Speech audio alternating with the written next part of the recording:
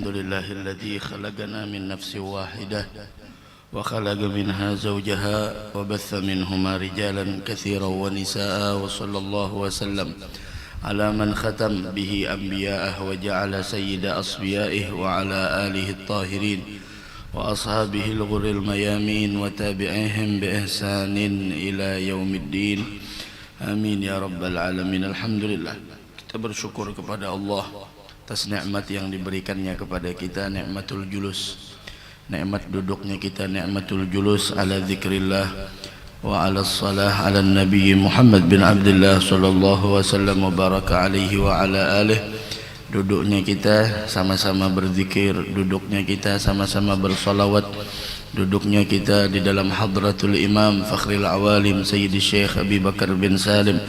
Mudah-mudahan Allah subhanahu wa ta'ala mengampuni dosa kita, mengabulkan segala hajat kita, dan mudah-mudahan Allah subhanahu wa ta'ala menjadikan kita hamba yang istiqamah di dalam ketaatan dan ibadah kepadanya. Amin ya rabbal alamin. Alhamdulillah. Hadzal Habib Muhsin bin Alwi Segab, beliau mengatakan alhamdulillah ma'ana al-wasilatul uzma. Segala puji bagi Allah, kata beliau, nikmat yang luar biasa. Kita mempunyai wasilah yang sangat agung, wasilah yang mulia, yaitu Sayyidul Wujud Nabi besar Muhammad sallallahu alaihi wa ala alihi wasallam. Al-Habib Ali Al-Habsyi mengatakan makna gamar ma bada ghabat wala batagib. Kita punya sang rembulan yang tidak pernah hilang dan tidak pernah sirna. Makna alladhi hin nad'i bih sari'an yujib. Kita mempunyai Nabi Muhammad sallallahu alaihi wa ala alihi wasallam. Apabila kita panggil, kita seru namanya, kita panggil namanya, sari'an yujib. Beliau menjawab dengan cepat. Makna Muhammad Habibullah ni'mal habib. Kita punya sosok manusia yang namanya Muhammad sallallahu alaihi wasallam, kekasih Allah, sebaik-baik kekasih. Hudhukhruna lin nawaib. Beliau adalah perbendaharaan kita, simpanan berharga kita dari segala berbagai macam nawaib, yaitu ketika musibah datang, bencana yang datang, semuanya akan terselesaikan dengan Nabi kita Muhammad sallallahu alaihi wa ala alihi wasallam. Mudah-mudahan Allah peliharakan kita dari fitnah akhir zaman, yang mana berbagai macam fitnah terjadi di akhir zaman, akidah dan lain sebagainya harus dijaga. Kembali pada pertemuan yang telah lalu, kita menceritakan tentang bagaimana al-ihtimam bi akhlaqil azwaj, yaitu memperhatikan tentang akhlak pasangan hidup kita. Kita jelaskan pada pertemuan yang telah lalu diambil dari ayat Al-Quran, Rabbana hablana min azwajina wa dhurriyyatina qurrata a'yun waj'alna lil muttaqina imamah. Bahwasanya dari sana kita bisa mengambil sebuah pembelajaran bahwa baiknya generasi itu adalah tergantung baiknya seorang pasangan hidup.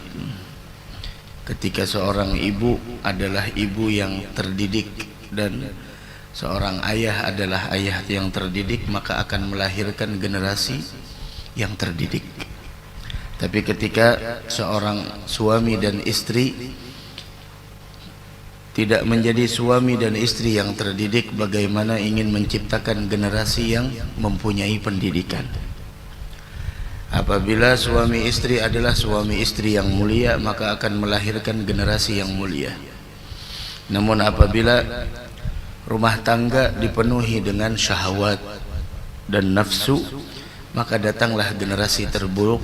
Fa khalafa min ba'dihim khalfun adha'us shalah wattaba'us syahawat fasawfa yalqawna ghayya. Datanglah generasi berikutnya yang mana mereka mengikuti syahwatnya, menyia-nyiakan salatnya, dan dia akan menemukan kebinasaan. Jangan dikira orang yang mengabaikan salat dia tidak akan menemukan kebinasaan. Fasaufa yalqauna ghayya. Lambat laun dia akan binasa kalau dia tidak memperdapati dirinya untuk kembali kepada Allah Subhanahu wa taala. Dari karenanya Al-Habib Umar mengatakan fayatasabbabul walid li ayyakuna al-walad qurrata ainin bima dzakarna min at-tarbiyah wa gawaidiha. Maka orang tua berpengaruh besar untuk mencetak generasi anak yang membanggakan. Dan juga di sana bagaimana cara agar bahwasanya pasangan hidup kita itu menjadi qurratul ain. Bagaimana keluarga kita menjadi qurratul ain yaumal qiyamah? Tentu semuanya adalah jawabannya bihusnit tarbiyah, dengan didikan yang baik. Hadzal Habib Umar bin Muhammad bin Salim bin Hafid, beliau menyebutkan tentang tarbiyah, siapa orang yang tidak terdidik, siapa orang yang tidak terdidik, yaga' fit tarbiyah, dia akan menjadi orang yang dihinakan. Kenapa jadi menjadi orang yang dihinakan? Karena dia tidak terdidik dengan pendidikan agama yang benar. Dari karenanya pentingnya pendidikan, dididik dari orang-orang yang benar, jangan sampai sembarang memberikan pendidikan tersebut. Kemudian bi ayya alamaz zauj, bahwa seorang suami harus menyadari al-amanah fi hadhil mar'ati 'alaiha, yaitu amanah yang Allah berikan kepadanya. Dia punya hak dari muasyarah bil ma'ruf dan lain sebagainya yang sudah kita jelaskan pada pertemuan yang telah lalu. Dari karenanya disebutkan bahwasanya idza takhadta imra'atan, apabila engkau menikahi seorang perempuan, maka hendaklah engkau wahai suami menjadi statusmu, di samping menjadi suami, engkau juga harus menjadi abah bagi mereka, dan juga engkau harus menjadi seorang ibu, dan engkau juga wahai suami harus menjadi seorang saudara. Kenapa demikian? Karena istrimu telah meninggalkan abahnya, istrimu telah keluar dari rumahnya meninggalkan ayahnya, meninggalkan ibunya, meninggalkan saudara-saudaranya. Maka haruslah di sana engkau berusaha untuk menampakkan bagaimana kasih sayang seorang abah kepada anaknya, kepada putrinya, kepada gadis, anak gadisnya. Begitu juga kelembutan seorang ibu dengan anaknya. Begitu juga kesetiaan seorang saudara kepada saudaranya. Nah, ketika itu engkau menjadi suami yang muwafaq, menjadi suami yang hebat, komplit. Dia yang menjadi suami, dia yang menjadi ayah, dia yang menjadi ibu bagi istrinya, dia yang menjadi saudara bagi istrinya. Nah, mudah-mudahan kita mendapatkan taufik dan hidayah insyaallah, amin ya rabbal alamin. Dari karenanya seorang istri akan menjadi gurratul ain, kata Habib Umar, idza kan yu'azzim laha amraddin, apabila suaminya mengajarkan kepada istrinya bagaimana cara mengagungkan syariat agama Islam. Ada Sayyidatuna Aisyah pernah suatu hari ingin membicarakan tentang Sofiyah, bahwasanya Sofiyah orangnya, postur tubuhnya agak pendek sedikit. Kata Nabi Muhammad langsung mendidik Aisyah dan memasukkan di sana bagaimana azamatus syariah, memasukkan azamatud din. Kata Nabi Muhammad sallallahu alaihi wa ala alihi wasallam, ya Aisyah, lagad qulti kalimatan law muzijat bima'il bahr lamazajathu. Wahai Aisyah, engkau telah mengatakan suatu perkataan yang seandainya kebusukan perkataan itu dicampur ke air laut, maka dia akan merusak rasa dan warna air laut itu sendiri. Lihat, seorang suami memberikan sebuah pemahaman kepada istrinya bagaimana azamatud din wa azamatus syariah kepada istrinya, agar istri tersebut menjadi qurratul ain. Bagaimana mungkin seorang suami memperkenalkan agama kepada istrinya sedangkan suaminya sendiri tidak tahu dengan agama, tidak kenal dengan agama, jauh dari majalisil ilm, jauh dari para ulama, bahkan menghina ulama, bahkan mencaci ulama. Dari mana tahu agama? Menikah bukan hanya urusan syahwat, menikah bukan hanya urusan biologis, akan tetapi menikah amanah dari Allah Subhanahu wa taala. Berapa banyak besok di hari kiamat seorang suami dilemparkan ke dalam neraka. Kenapa? Karena dia menyia-nyiakan pendidikan kepada anak dan istrinya. Dari karenanya wahai suami, tugasmu bukan hanya memberikan nafkah kepada istri dan anak-anakmu. Tugasmu bukan hanya memberikan pakaian atau tempat tinggal yang layak buat mereka, tapi tugasmu adalah bagaimana cara mendidik mereka dengan didikan agama Islam, memperkenalkan kepada mereka tentang azamatud din, azamatus syariah, bukan hanya dengan sekadar az-zawahir al-mazahir. Yu'azzim laha amras syariah. Apalagi Masya Allah serumahan kada bersubuh berjamaah. Masya Allah, orang serumahan berjamaah bersubuhnya, serumahan kada bersubuh berjamaah. La ilaha illallah. Dari karenanya bagaimana niat orang mau menikah? Biasanya kan memperbanyak umatnya Nabi Muhammad, menjadikan keluarga yang dibanggakan oleh Nabi Muhammad, sebagaimana Rasul yang mengatakan fa inni mubahin bikumul umam yaumal qiyamah, aku akan membanggakan kalian nantinya besok di hadapan umat-umat yang lain di hari kiamat. Namun pertanyaannya, keluarga yang bagaimana yang dibanggakan oleh Nabi Muhammad? Apakah keluarga yang dibanggakan oleh Nabi Muhammad keluarga yang buta dengan agama? Lah, bukan itu. Makanya keberuntungan bagi para suami jika anak dan istrinya mengatakan alimuni, alimuni, ajarkan saya, bawa saya ke majelis ilmu, ajarkan saya urusan agama. Itu keberuntungan bagi seorang suami, punya istri, punya anak seperti itu. Tapi musibah besar ketika suami ngajak istrinya ke majelis, istrinya tidak mau, anaknya tidak mau. Tapi kalau sudah nongkrong dan lain sebagainya, bioskop, Masya Allah 2 jam 3 jam, Masya Allah betah di bioskop. 2 jam 3 jam betah di angkringan, 2 jam 3 jam betah di kafe. Tapi kalau sudah di majelis 1 jam 2 jam udah mulai gelisah. Mudah-mudahan Allah rubah keadaan kita dengan sebaik-baik keadaan. Sampai pada akhirnya lihat Habib Umar, fala yagrubu ahlah illa ma'a tasmiyatillahi tabaraka wa ta'ala. Jangan mempergauli istri kecuali dengan menyebut nama Allah. Kita kadang-kadang cuma bismillah, jangan diremehkan. Semuanya ada sir. Apapun yang dianjurkan oleh Nabi kita Muhammad SAW, semuanya ada rahasia. Keluar rumah baca ayatul kursi, masuk rumah baca ayatul kursi, setelah sholat baca ayatul kursi, kemudian lagi qablan naum baca ayatul kursi, sebagaimana yang diwasiatkan oleh guru mulia Al Habib Umar di Maulid Akbar tahun ini di Darul Mustafa, untuk tidak meninggalkan ayatul kursi, baik ketika sebelum tidur, baik ketika setelah sholat, baik ketika masuk rumah atau keluar rumah. Wa inda tilawati wal adhkar, kata beliau, ayatul kursi jangan ditinggalkan. Karena yang dikatakan oleh guru mulia Al Habib Umar pada saat itu, kata-kata beliau mengatakan fahiya agwal aslihah allati tahtaj ilaiha al ummat al yawm. Karena senjata yang paling ampuh yang sangat diperlukan oleh umat pada saat ini adalah ayatul kursi. Adalah ayatul kursi. Ajarkan kepada istri-istri kita keluar rumah. Loh, bagaimana istrinya kalau haid? Apakah boleh baca ayatul kursi? Silahkan baca ayatul kursi masuk rumah. Dia sedang haid tidak jadi masalah, tapi tujuannya bukan baca Al-Quran, tujuannya adalah at-tahassun wa tahaffuz, jaga diri. Keluar rumah dia baca ayatul kursi, bagi wanita yang haid tidak jadi masalah, karena tujuannya bukan baca Al-Quran.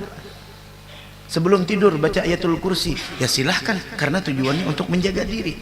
Setelah sholat baca ayatul kursi. Tidak mungkin wanita sholat, tidak mungkin wanita haid sholat, kan seperti itu. Jadi boleh, ayo ayatul kursi, ajarkan kepada istri kita, ajarkan kepada anak-anak kita. Fala yagrubu ahlah illa ma'a tasmiyatillahi tabaraka wa ta'ala. Jangan mempergauli istrinya kecuali dengan mengucapkan bismillah. Coba lihat. Maaf nih, tapi ulun ngalih mau ucap, ya ada kekanakan, apalagi tuh di belakang tuh, Masya Allah sudah memperhatikan benar. Walhasil belum saatnya lagi, belum saatnya. Ya ibarat kata orang kalau bertatapas rapi, orang bertatapas tuh apik, insya Allah hasilnya bersih. Tapi kalau bertatapas asal-asalan aja, ya didadai bersih-bersih juga Bang, tapi ya masih ada lagi hirang-hirangnya, masih ada daki-dakinya ketinggalan.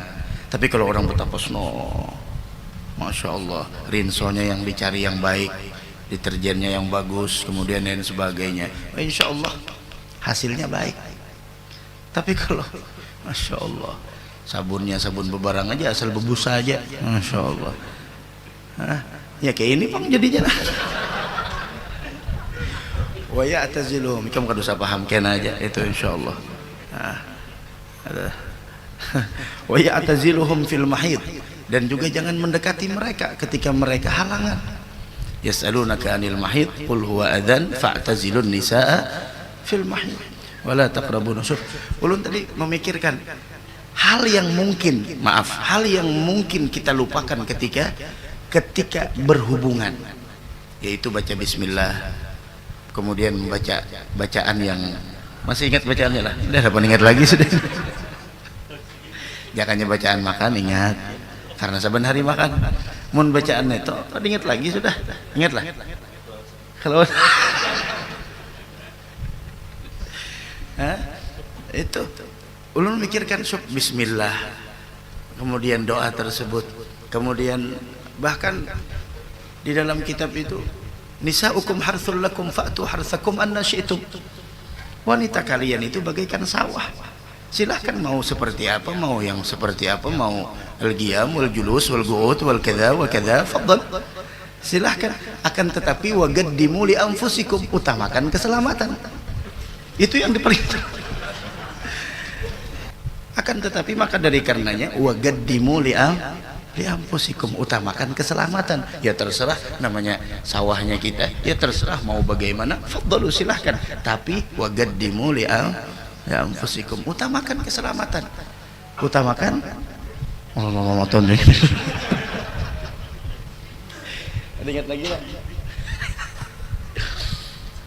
Bahkan wagad la'an Allah man atahaidan aw imra'atan fi duburiha, dikutuk. Jangan main-main.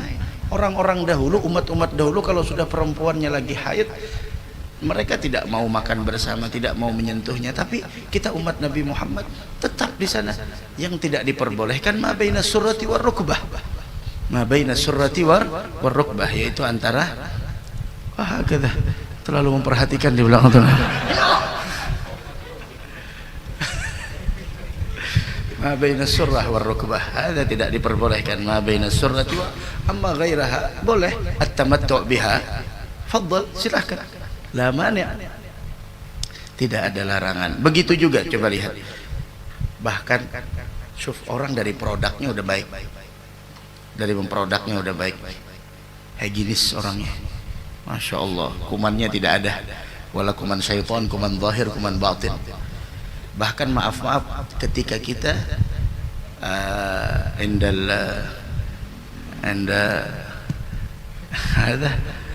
dianjurkan nastahdhirul awliya, dianjurkan nastahdhirul ulama wal awliya was salihin. Supaya apa? Supaya jika nantinya anak tersebut dilahirkan, maka yang kita harapkan keberkahan orang yang kita hadirkan ada di dalam diri mereka. Ada disebutkan dalam kitab. Bukan urusan hal yang kada ulun menjaga benar. Walhasil seperti itu, nastahdhirul awliya was salihin. Siapa yang ingin kita hadirkan, maka anak tersebut akan mendapatkan keberkahan dari orang yang kita hadirkan. Seperti itu. Begitu juga dengan membaca bismillah, tusuk dengan hal yang semacam itu. Apalagi makan, minum, dianjurkan kita bismillah. Begitu juga ghaddil basar, tahsinil faraj. Begitu juga yurabbi fi qalbi zaujatih, wahai suami, didiklah istrimu untuk mengagungkan salat, mengagungkan kewajiban-kewajiban Allah.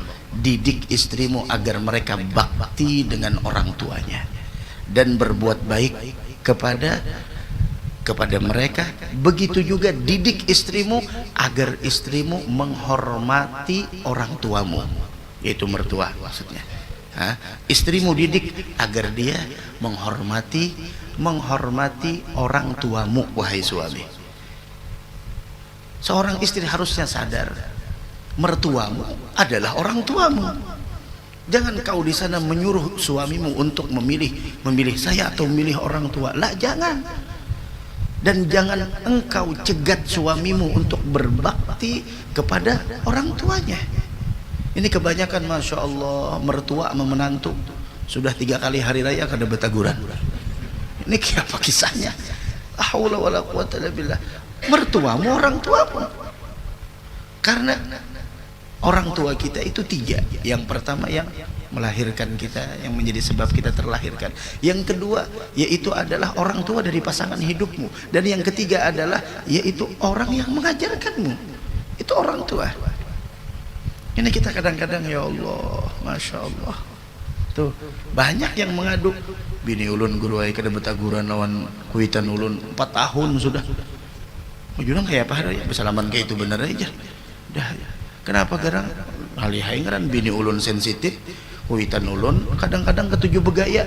Nangaran nang binian sensitif, limbah sensitif, limbah itu halangan lagi. Jadi sensitif di atas sensitif. Lalu mau sabarnya setipis tisu nang mintuhani pulang ketujuh begaya, tersinggung Oma bisa apa sudah anak ya kayak ini pang nama aja belanja terus nih ini aja tersinggung. Ma, penyinggungan benar. Coba jangan penyinggungan. Orang hidup penyinggungan tuh, ya Allah, kada nyaman, sakit hati terus, baperan terus lawan orang. Dikit-dikit tersinggung, itu lihat mati dalam keadaan menangis kan itu tuh. Bujuran tuh, coba hidup tuh bahagia aja, happy aja, kenapa gara? Coba lihat happy mana begigi kada happy juga. Berkat bulan Maulid ya patah gigi ya itu tuh. Maka seutingannya lagi berkat bulan Maulid makan terus. Maka kantongan ada terus di plastik ada terus di kantong. Tapi habis sudah nih orang baruhan lah. Habis sudah, sabar aja. Tapi ada juga kalau bersimpanan bakal senang malam semalam. Banyak aja masih jahat. Subhanallah, sampai seitunya. Jangan sampai kita juga lawan mintuha kita. Lalakian nih juga lawan kuitan bini. Itu kuitan ikam juga. Jangan hendak dibeda-bedakan. Sebagaimana ikam berbuat baik dengan kuitan, itu juga dengan mintuha. Itu. Nah, tadi apa tadi? Seorang suami mengajarkan istri untuk mengagungkan sholat, mengagungkan kewajiban yang Allah wajibkan, juga didik mereka agar berbuat baik dan berbakti kepada kedua orang tuanya, dan berbuat baik kepada orang tuamu, wahai suami. Dan haruslah seorang suami mengajarkan kepada istrinya agar bahwasanya siapapun seorang suami yang lebih memprioritaskan istrinya atas ibunya, maka seorang suami akan mendapatkan laknatnya Allah, laknatnya malaikat, dan laknatnya manusia pada secara umum. Harus kita ajarkan seperti itu. Harus kita isyar, harus kita beritahukan kepadanya, harus kita fahamkan kepada istri kita bahwasanya bagaimanapun posisi orang tua saya melebihi daripada engkau. Dan seorang istri yang salehah mengerti, saya bukan apa-apa, saya hanya istri, dan dia punya orang tua. Ketika engkau, wahai seorang istri, memberikan hal semacam itu kepada suamimu, ingat, engkau nantinya akan merasakan kebahagiaan yang pernah dirasakan oleh kedua mertuamu dulu ketika engkau memberikan itu semua kepada suamimu. Kama tadinu tudan, sebagaimana engkau berbuat seperti itu engkau akan merasakan balasannya. Fatakun mu'inatan laha ala birri walidayhi, maka perempuan semacam ini, inilah perempuan salihah yang membantu suaminya untuk berbakti kepada orang tuanya. Wa yakun mu'inan laha ala birri walidayha, begitu juga seorang suami menolong istrinya untuk berbuat baik untuk berbakti kepada kedua orang tuanya. Wah, kemudian setelah itu baru pembicaraan bagaimana seorang suami harus menjaga istrinya ketika keluar rumah, bagaimana cara mereka berpakaian. Suami harus menjaga, jaga jangan sampai seorang istri berpakaian dengan pakaian yang waliyadzubillah subhanahu wa ta'ala menimbulkan fitnah. Mudah-mudahan ada manfaatnya, semoga ada berkahnya. Insyaallah hadrah tetap berjalan seperti biasa, karena Habib Yahya mana? Hadrah tidak akan pernah libur kecuali hari kiamat, walaupun sidin selalu datang terlambat. Masya Allah, itu perkataan Al-Habib Yahya Al-Kaf rahimahullah subhanahu wa ta'ala wa nafa'ana bih wa bi ulumihi wa ulumikum wa ulumi sairis salihin fid darain. Min hakadha, hadrah tidak libur, teruskan hadrah, luaskan pandangan hati, wa insyaallah ma banakhib, kita tidak akan pernah rugi untuk hadir di majelis semacam ini.